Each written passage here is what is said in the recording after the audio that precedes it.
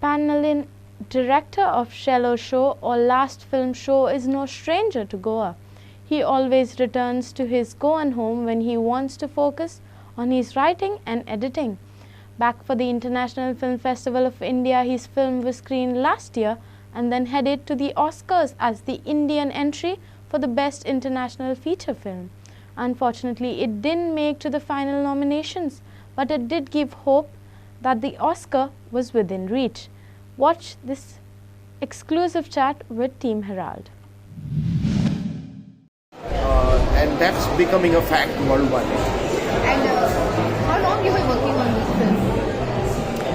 This film, in fact, not that long, but first time idea came in 2011 or 12. So long back. Yeah, because when I was visiting my parents, they said, hey, you should go and meet your friend. He's in a bad shape. So my friend was much older than me. He was a projectionist, in a local cinema hall. So when I was a kid, I used to swap my lunchbox, give it to him, and he will let me watch free movies. So hamari dosti ho gayi, this friendship was there. And then I went away, and he stayed on. And suddenly when I meet him, he said, I've been fired from my job because I don't know how to run computer because the theaters are going digital. And then we realized he was not alone. There were 2 lakh cine employee associations left job. They were given no security. The whole film industry completely forgot them. And we shared a tea, and I was kind of moved. And those days I started thinking, maybe there is something to be done, but it never really came to me. Till 2020, I thought, okay, in a year or two, it will be 10 years of celluloid disappearance. It looks like hundreds years ago or something, but just it was exactly like 11 years ago.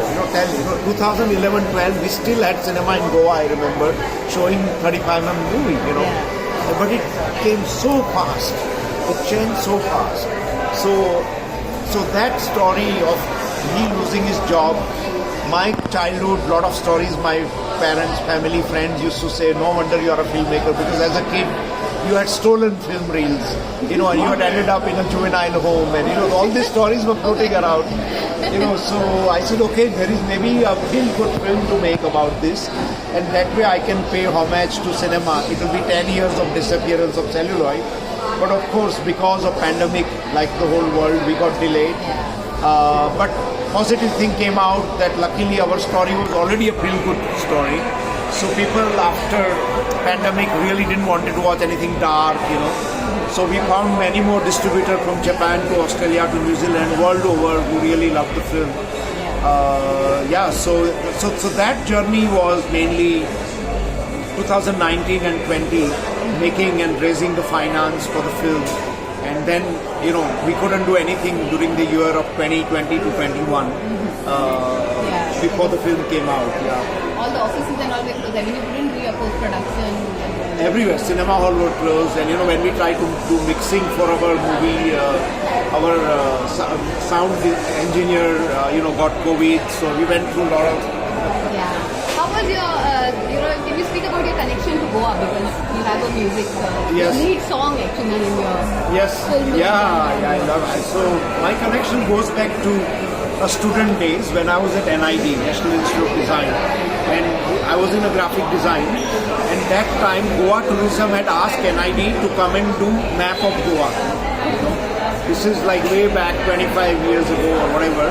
So, and my teacher and 3 students came, and we were assisting him and to design the map of Goa. So that was the best way to discover Goa, because we were taken to every spot with Goa Tourism.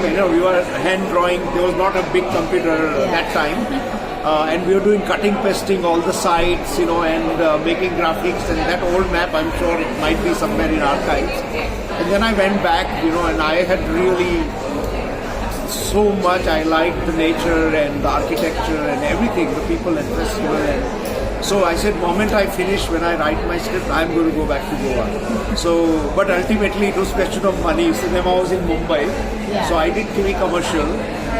And the very first money I had bought a house in Moira. I was the only outsider. all these people are new. You know, there was nobody. You know, like whole Moira village used to come to meet me because I was outside. You know, and I used to bring gifts for them. You know, and they will bring me Goan pickles and everything. And the reason I went to buy a house in Moira because that's the only place I can afford. So when I met the real estate agent, it was a very funny story. So he told me that look, Moira, you know, a lot of Goan don't like to buy property there because they think anyone who lives in Moira, they go mad. You must have heard this story. So the property is very cheap there. I said, I'm very bad, I can go there.